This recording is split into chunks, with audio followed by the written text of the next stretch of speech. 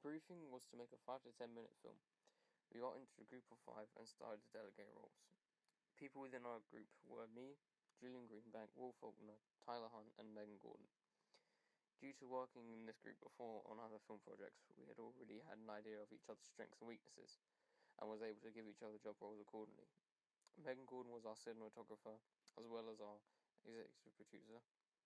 Julian Greenbank was our producer, as well as our screenwriter. Will Faulkner was our director, and Tyler Hunt was our camera operator, and I was the boom operator. I'd already had some experience in this area of production before, and was eager to improve my skills.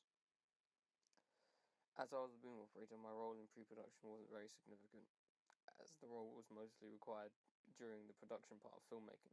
However, the group did work together in a lot of elements in pre-production, such as the development of the story concept, which was then later adapted into a script by a screenwriter. Our story was about 3 police officers who would find themselves looking for a serial killer in the woods.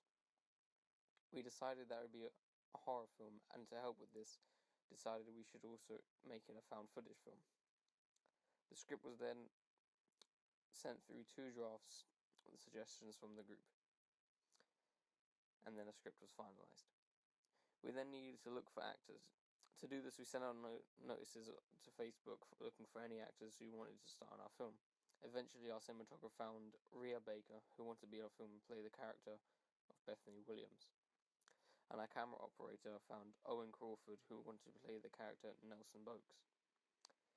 We then did a script run-through with them and decided to choose them to be our actors. As for our third actor, we decided to just use our camera operator and then use a voiceover in ADR for when the third character speaks.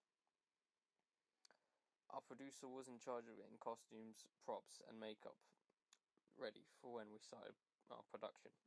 Our director was in charge of location spotting and found a forest in Southampton Commons area for us to film in. I was in charge of catering for the cast and crew on set, which involved making 20 sandwiches, buying 20 crisps, and bottles of water for them. We then booked all of our equipment, which included a Canon D6, DJI wireless lens control system, prime 14mm lens, or zoom 24 to 105mm lens, a shape rig, a shooting kit, a Logitech monitor with spare batteries, and our lighting equipment, which included LED panels with spare batteries, flashlights, Sekonic light meter, reflector, sound equipment, which included boom pole, shotgun mic, 2 radio mics, and a Zoom H4n. Once we had made our way to our filming location, we set up our equipment. We were planning on attaching microphones to our actors to capture their dialogue.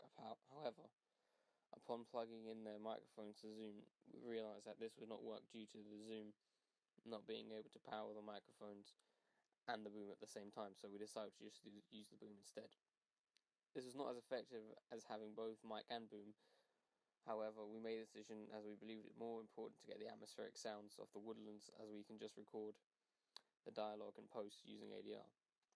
Setting up our equipment took longer than it should have due to our executive producer believing that we needed extra hands on set and enlisting the help of a few friends. I believe that they were more a hindrance than a help to us, and I believe this ate into a particular large portion of our filming time. We also had to change the costume idea, as the costumes our producer bought were very low budget and did not look very professional. So we had to use the director's coat as a costume for our actor Owen instead. Once we started filming, things started to move along quite well. Our director would choreograph where he wanted our actors to go and where he wanted the camera to go as well. I would then follow the camera around, catching as much as I could with the boom mic. Our producer used an additional camera to take some behind-the-scenes footage of us filming as well. As we had to film where there was an ongoing frisbee tournament next to us, however, it did not affect us greatly. Although we had to cut our day short due to the lack of sunlight, however, we did anticipate this and had planned for a second day of filming. On our second day of shooting, we set up much faster than the previous day and finished getting all of our footage quite early. However, both the cinematographer and the producer became quite uncooperative. The producer lowered morale on set and was impatient due to the cold weather. A problem I encountered was the need to keep changing batteries, as we used low quality batteries to power the zoom and didn't last very long at all. After we finished the scenes with the actors, the camera operator and I went and recorded some more footage and audio of him running through the woods just in case the footage was needed. I also recorded some more atmosphere sounds to use as backing track throughout the film. A problem I encountered was that I had to be fast enough to keep up with the camera operator, as well as being very careful not to let the boom hit any of the tree branches in the wood, as this would disturb the audio. Once we got into the post-production studio, we realised that a lot of the audio did not pick up the dialogue well enough, so we had to use the ADR to re-record the actors' dialogue and put them into the edit. We also got Tom Luthwaite to voice act as the third character who was supposed to be holding the camera in the story.